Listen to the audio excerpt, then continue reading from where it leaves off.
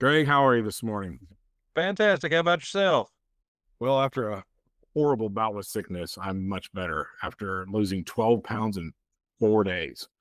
Wants to Not lose the weight, but not the way you want to do it. not the way I recommend doing it, man. Not the way I recommend doing it. But this is our inaugural episode, hopefully, of Shadowy Flight, our video vlog at this point, to the start of building a Night Rider, building the Night Industries 2000. So I'm gonna turn over to you for a second because you have built a car before.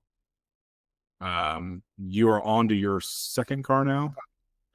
On to my second car. Now, granted, my first build was nothing like what we build today. It was, first generation, mostly Lewis L parts. The nose was good back in those days, but honestly, the dash was blinky lights that kind of looked like KITT, but I mean, at the All for time, show.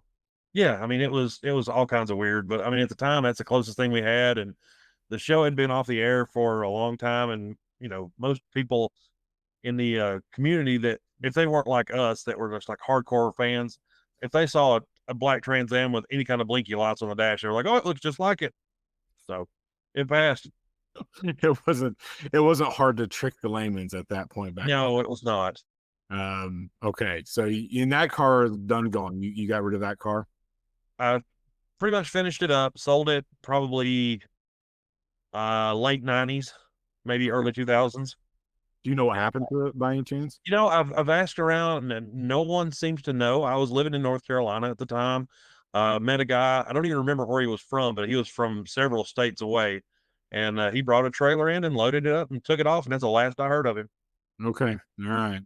So I'm on my first car right now. The car I wanted to ever build. Now, Knight Rider has influenced me through a lot of my car builds over the years. Just I built a control panel for one of my cars that was heavily inspired. I'll see if I can put a little picture up here.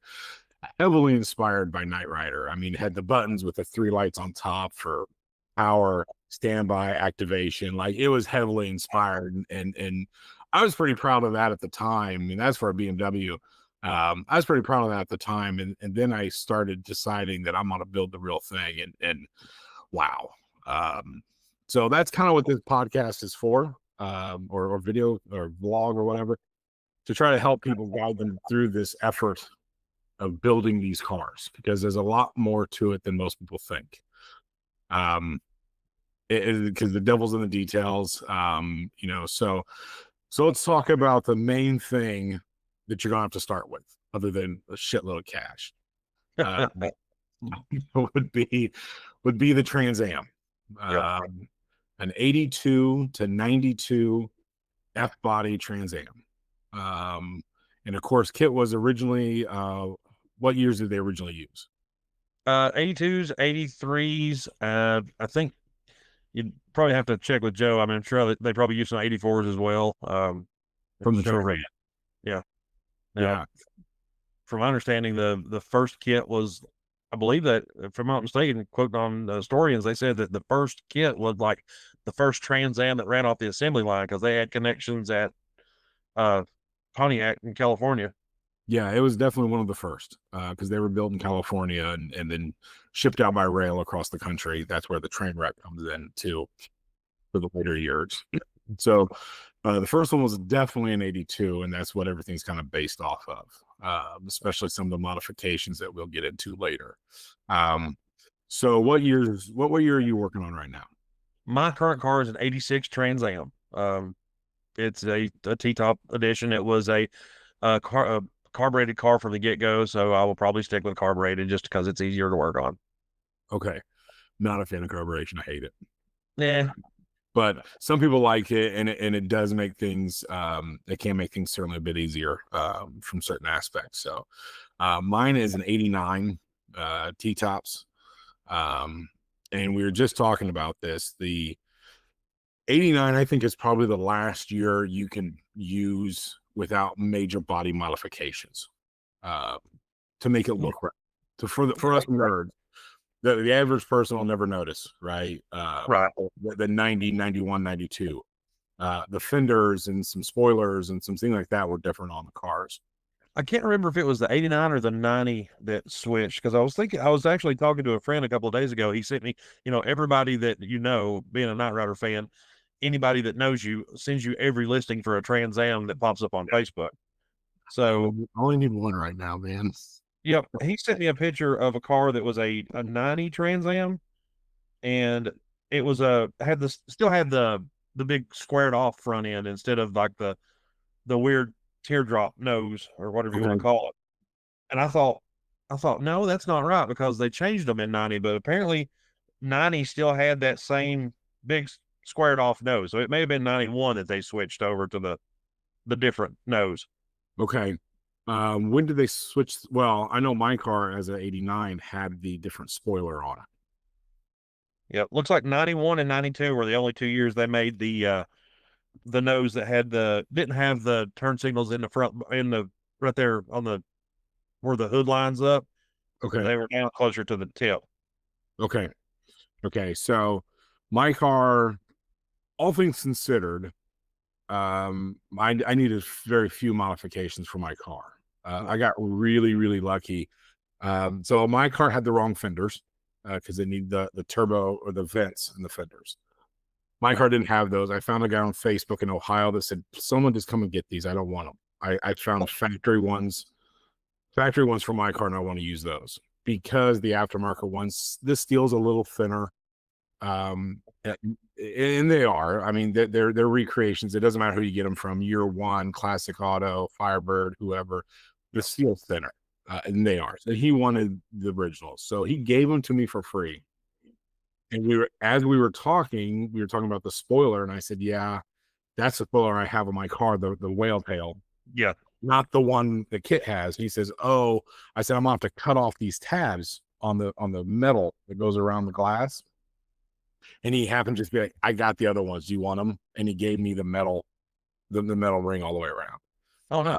So I got that too. So I didn't have to cut the tabs off of mine.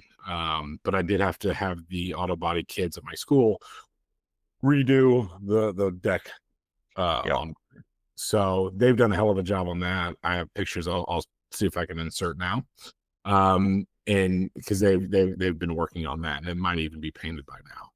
Now on your rear deck, did you have to slide the metal further back up the glass? Because that rear deck piece, over the years, all the pressure from the rear shocks will push that metal out. Oh, yeah.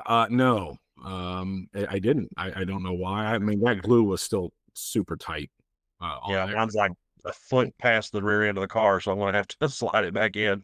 Yeah, that's one of the things people talked about. I got lucky on my car. I didn't have to do anything like that. So, so yeah. So as we kind of talked about, this the spoiler, right? Yep.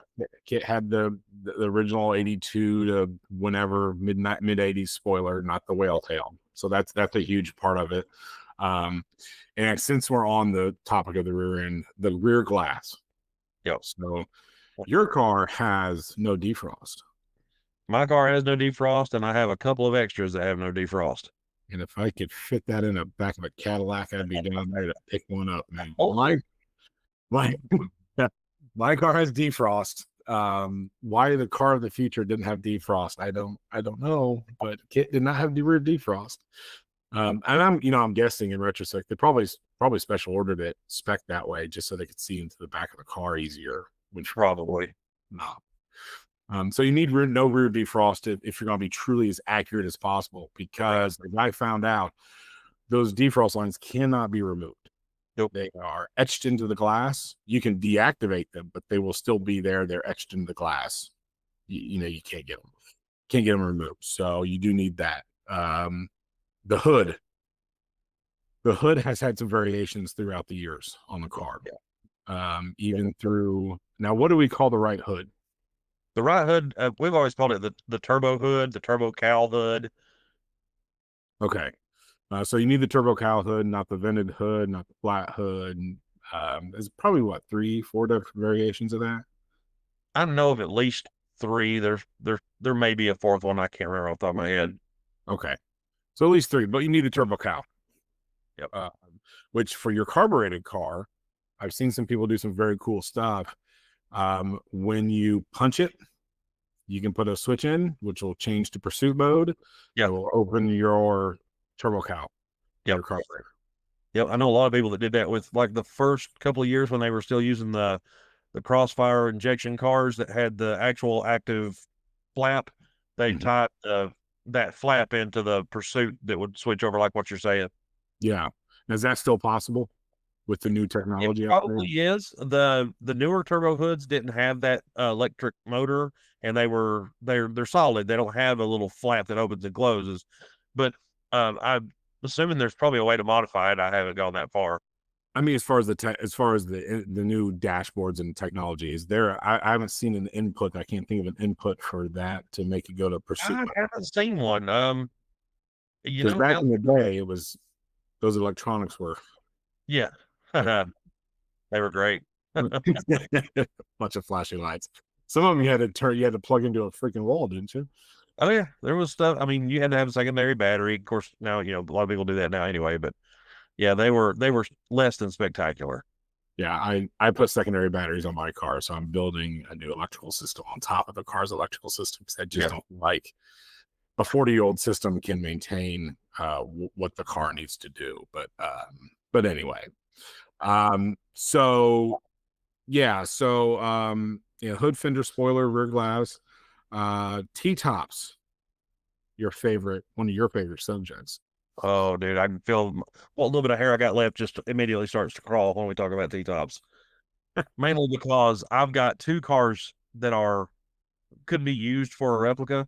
One, my T-top car, which has the typical T-top problems, just rotted everywhere. Um, and then I have an 89 that is a really good running car. It's solid. There's not a speck of rust on the car, but it's a hard top. Okay, so you'd have to do a stunt car Pretty much. But if you want there's to do options that. available. Yeah, I mean, you can cut in T-tops. There are kits, but wow, talk about a lot of work. Too Uh, labor intensive. I know a couple of guys, and I can't remember his name off the top of my head. He was at the last Southern Nights. Seen a lot of people come up with some really cool ways to make it look like it's a T-top car. mhm. Um, I God, remember him. I Yeah, cannot remember his name, but yeah, I mean, I've looked at his pictures multiple times. Actually, if you're out there listening, I want to strangle you because you're the reason I'm struggling to not use a T-top car because your car looks really good. yeah, Um, it's I know he used the original strip down the middle, but he's made some other kind of channels. And I mean, unless you knew what you were looking for and you got really close, you'd never notice a difference. yeah. I know exactly the car you're talking about. He was parked one over from car. Yeah, I think so. From now I can't think of his name. The guy who broke his T-top. Charles. Yeah, he's parked one over, on the other side, one over from him. We good old Charles, love him to death. Charles, yeah, Charles. I suspected him to call me this summer so I could help him rewire some of his stuff for him. I think he's been talking. Scott's been helping a little bit, but I know he had some problems when the hurricane came through. It messed him up pretty good. So hopefully he's getting squared away with that. Okay, all right. I need to reach out to him. But yeah, so yeah, he did a really nice job on his what we now refer to as a stunt car because that's what they did in the show. They used hardtop cars, stunt Yep. car, and made them look like they had T-tops. But they didn't, even though they did some really other weird stuff. I just saw a video. One of the cars didn't have a windshield in it. I saw that on somebody posted it on Facebook last night. Somebody was talking about, well, did anybody notice? I think it was Christensen, if I'm not mistaken, posted that about the windshieldless car. I had Yeah, no idea. it might have been the Flubber car. I didn't look real closely at it, but I I've don't seen think the it was, video. don't quote me, but I don't think it was. I think it was just a Trans Am. Just the Trans Am with no Yeah. windshield. I mean, it's amazing what they can get away with in the 80s because TVs were so crappy. Yeah, I mean, They 1980s. never expected, TVs to get to where they're at to be able to look at some of the stuff. And, Knight Rider Historians is a perfect example of that because they have traced down which every car in every episode is Oh, yeah. because of the high definition, the fact they can look at the car and go, oh, well, that's a 6-cylinder and that's a V8 and that's Right. this one and because of the way the exhaust sits in the cars and things of that nature. So Exactly. A tab was welded here, or talking about that. I was actually watching an episode yesterday, one of their older episodes, where I think it was the one where Joe took a test drive to let you riding along with his kit, and he pulls out. He's like, what is this mystery piece of material? And it was like a piece of styrofoam that Universal had painted to look like a rock, so KITT could run over it without actually causing any damage. Like, Oh, really, we really have the we've gotten to the point that we can scrutinize that's a rock and it came from this episode and yeah, I know. crazy That is kind of crazy because I mean, I would love to someday get to California and go to a lot of the filming locations. bucket list. I Absolutely. yeah, I got to when picking up my Night Rider parts from Night Designs in Tacoma. I went down to the Goonies house, which I never thought about, but as soon as I said it, well, actually, as a buddy of mine that was like, "Dude, you got to go to the Goonies house." I was like, "Well, wait a minute." He's like, "It's only like a couple hours. You got to go." I was like, "You're right. I do have to go. Now it's on my bucket list." Jealous. Yeah. So that was very cool. I'll try to put that picture up there too. But yeah. So yeah. Okay. So the cars. The hood, the fender, the spoiler, the glass, the T-tops. So I got lucky. My car's T-tops were in all in good shape. As I was tearing her down, getting it ready, I found that T-top bar, that metal insert, Yep. was rotted all crazy. So I pulled that out and cleaned out all the rust, and under it was great. But I had to find a new T-top bar. Now, the scary part about that is I've read a lot of reviews about the replacements just don't fit right. You had some experience with that, didn't you? Well, no, the one that I got was from an actual uh another car that had Mm. the another piece, but yeah, I've heard some of the same horror stories. The aftermarket ones, just T-tops were horrible design from the get-go. Things didn't fit right even when they were brand new. Mm-hmm. So, aftermarket stuff that's still tweaked a little bit more, it's even worse. Um, don't if you plan on building one of these cars, all I can do is recommend don't drive it in the rain. I mean, Yeah. even when you're in good shape, they're going to leak. Yeah. T tops. I got lucky when I found I was this Friday, a Friday night or Saturday night. I was sitting at the bar and I was just going through the junkyards and I found that pull apart in Anchorage, Ohio, which is about 4.5 hours from me, had an 82 Camaro on the lot and only been there for 3 days. And I was like, I guess I'm going to Anchorage.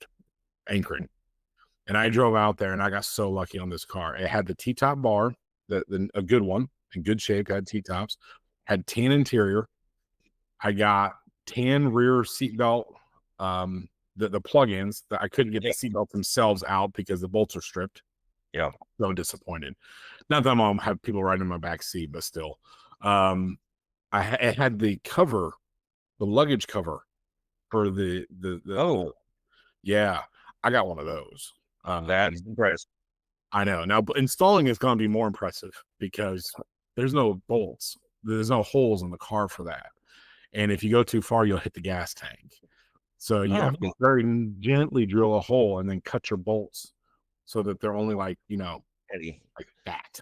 Well, So just remember, there's no such thing as it won't fit. So I have some cool designs I'm gonna do for that. I'll share those in a future video because I'm almost done with it. So I'm gonna do a TikTok and I'll share that. But I got some cool stuff I'm gonna do with that. I think it's cool anyway. But and I'm trying to think what else I got. Oh, I got a center console, an 82 center console out of the car. And yeah, and as I'm there, like 5 other people show up to get to this car. So what I can say is set your alarms for your local junkyards for this car to show up. And it's probably going to be Camaro, not a Firebird. I have yet to find a Firebird in a junkyard. They're always Camaros.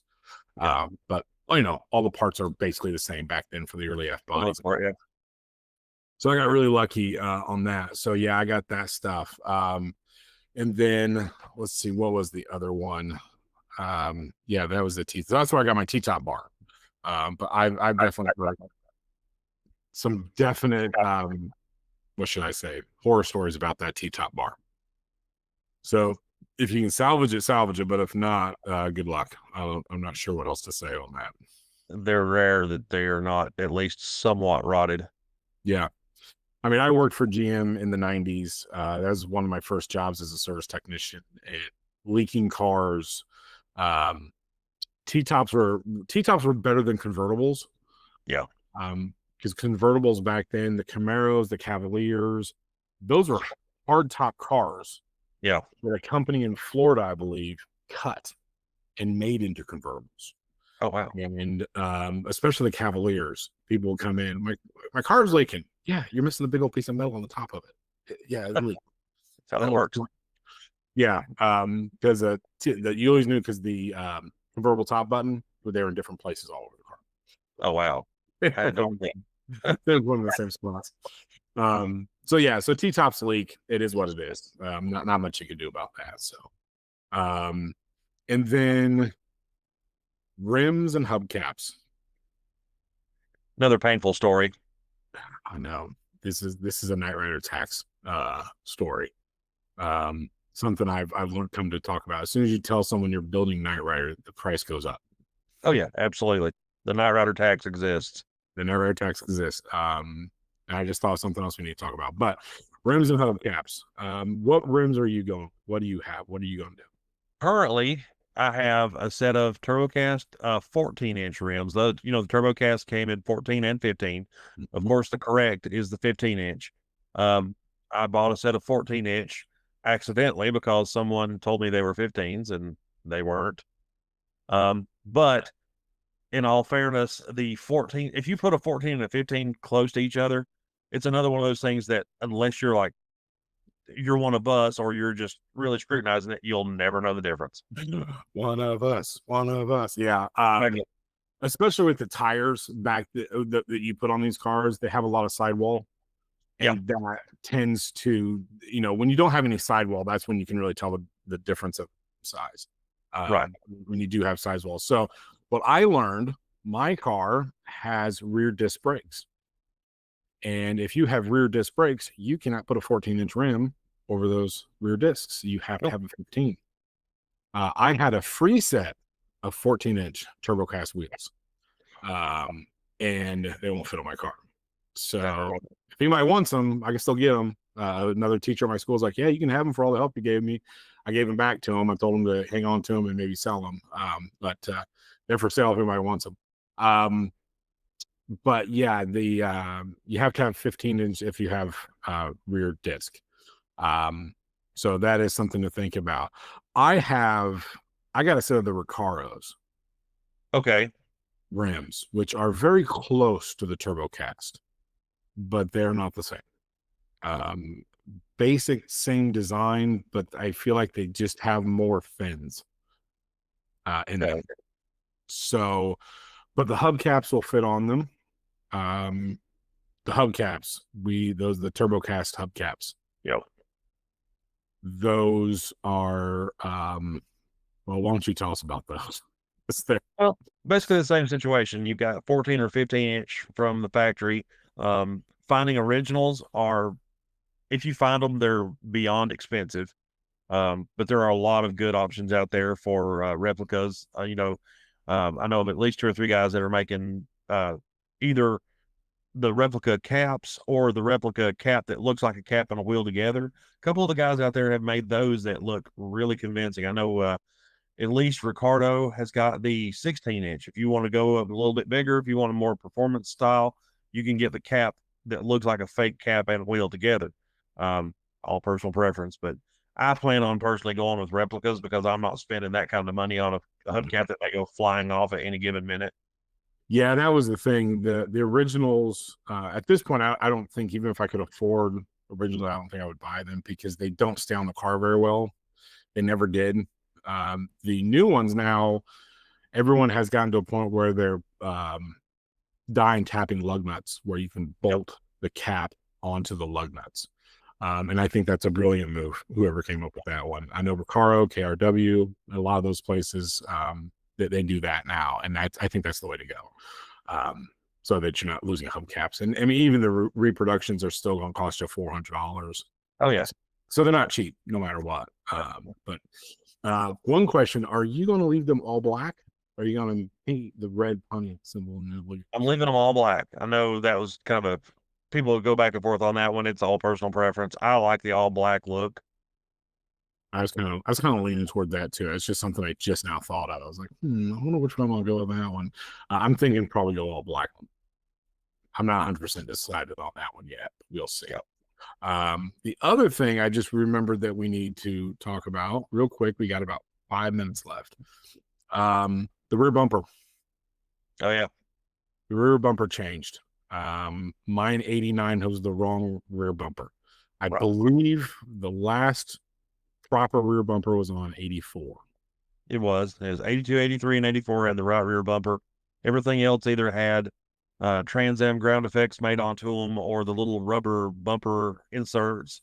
That's one of those things that, some people are real adamant about having the correct rear bumper. If mine has the rear bumper that has the rear little rubber inserts, I don't care. To me, that's close enough. But if you want to be accurate, you've got to do 82 to 84. And you know what? You brought up a good point there. The ground effects. That's the body modification that you have to make if you get the later year cars. The 90, 91, 92, those ground effects KITT did not have. Right.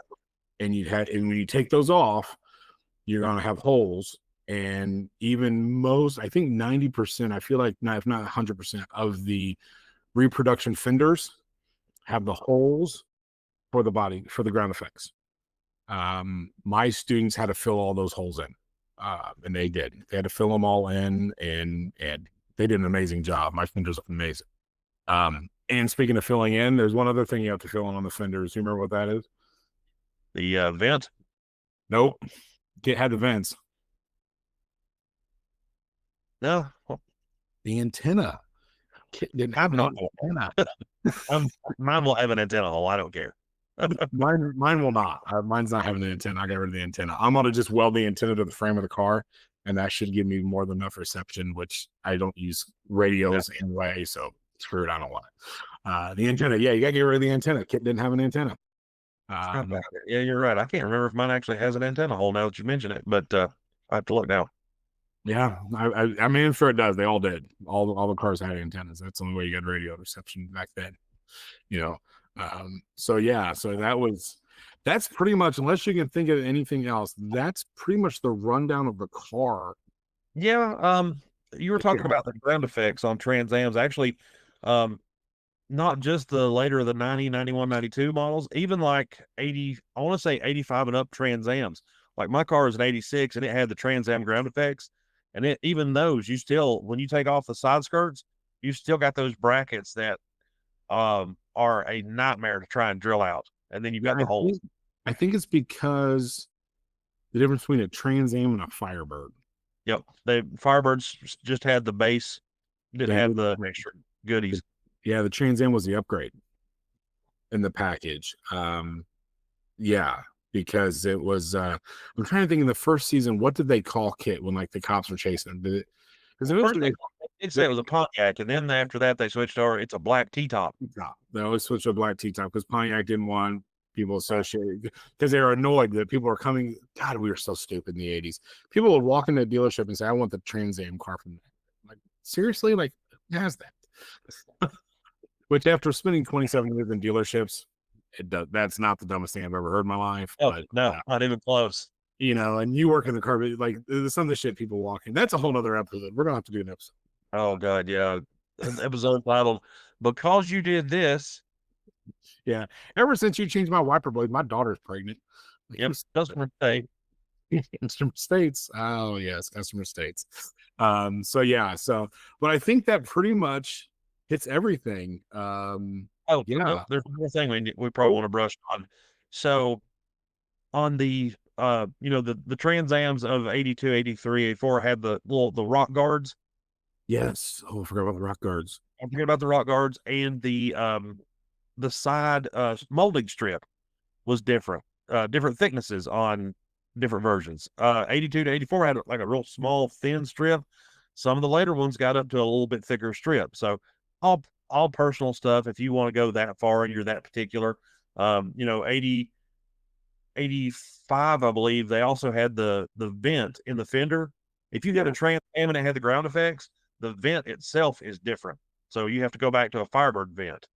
Oh, okay. I didn't know there are difference in vents. Yeah. Look at next time you get a chance, look at the 82 vent. It's completely open. The 85 and up, the vent itself has about this, like maybe an inch or so extra material on the bottom to line up with the ground effects. I'll send you some pictures. Okay. I didn't realize that until I went to sell a set on eBay. And of course, if you post something for sale on the Night Rider groups and it's not right, they will lynch you.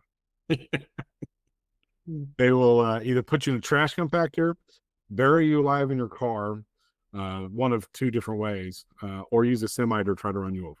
Yeah. Oh yeah, actually, when I posted those fender vents for sale, I still had a hair, and as soon as they realized that, no, they ripped it right off. They'll send your evil twin brother after you. Oh yeah, it was amazing. And yeah, I might have my evil twin brother do one of the things. I'll just have my goatee and have my evil twin brother do a podcast. But yeah, so I never thought about it. I think what it boils down to is there's a lot of things in this, no matter what the car is going to be, to build the perfect Night Rider car. I know there's a guy who did it. It cost him $100,000. No, it cost him 60 or 60. I think it's 50 or 60. Yep. He sold it for $100,000. I think he just sold it recently. He sold it and his collectibles for over 100. It was and it was a beautiful car. It wasn't even street legal because he didn't put seat belts in it because somehow laser keep you in the laser restraint. Yeah, somehow laser restraint. I don't get that one, but okay. Anyway, and it took him. What's funny is you'll hate this. That poor guy spent, what was it? What did he say? 5 years looking for the rear glass with no defrost, and you got freaking 3 of them down there in Florida. It's just dumb luck. But I mean, if you ask me, a true exact screen accurate car does not exist because they were all so different in every episode. Yeah, they were, and there were no. Even the hero car was, it was a junk car. I mean, the dash on the hero car didn't really work. It had to be plugged in, if I remember correctly. Yeah, most of it was just fake. Very fake, blippy lights. The best thing was the insert dash on the sound stage, and that wasn't as accurate, but it was all still manipulated behind the scenes. So there's a lot of just your own personal preference when it comes to these cars. So, oh yeah, absolutely. So keep that in mind when you're building. But I will say one thing I would urge people to do, because it'll save you a ton of money. Find a black car if you really truly can. That way, it will save you. It'll save you a lot of work in painting. Yeah, because I'm currently painting my engine bay, and that's what's got me held up. Yeah, and your door jambs are going to take. They're a ton of work. I hate painting. I'm not good at it. I'm just not. I don't have that talent. But I knew when I found my car that was black, I was like, oh, this I gotta talk to this. I gotta figure this out, because I knew how much effort it would save me by having a black car. So definitely lean toward black car. Yeah, if you're not skilled in a lot, if you're not mechanically inclined, I'll tell you right now, these builds are not easy. They are not cheap. Plan on either learning a skill or spending a lot of money on somebody that has these skills, because you'll work on this car a lot. Yeah, I'll have at least 18,000 in my car. I don't even want to think about it. I'm already at 10 grand and my car doesn't run. I have a spreadsheet. That's sometimes I'm good to look at. But that's how I keep track of who I buy stuff from, so I can help folks out. Sure. Excuse me. So it's there. So but I think we did good here. I think we got a first step here. In our next episode, we're gonna tackle some of the interior aspects of the car. Oh yeah. Kind of go from there on. So any other last minute things you want to throw in there for the cars themselves? Third brake light. Oh, freaking yeah. You don't want a third brake light. Nope. Some of them had third brake lights in the bottom. Some of them had it in the top. And it's a nightmare to get rid of it. Yeah. Yeah. No, you don't want to. The KITT didn't have a third brake light. The third brake light law did not come around until the late 80s. I think it was. I think 85 was the first year that the F bodies had third brake lights. Okay. And they were up in the glass. Yep. Some of them were up in the glass, and then some of them, I think in like 87, somewhere in that neighborhood. They were towards the bottom of the glass. It was a weird, but at least that one, if you have that one, you can technically get away with it because that one is inside the car. You can't see it from the outside until it lights up. True. Yeah. So if you just tint the crap out of your back glass, if you have that one, you'll never see it. True. That's yeah. You can always go with the tint. I love tint on my cars, but this will be the one car that I don't tint because I want people to see me being cool. In my car. So I want to wear my leather jacket and red turtleneck and get a wig. Oh yeah, I definitely need the curly wig. Because I think it'll be funny. I think D-Man's got the perfect wig for that. We'll have to ask him to borrow it. Yeah, absolutely. Okay, well, I think that wraps up this one. And yeah, so signing off for now. We'll do another one here soon. All right.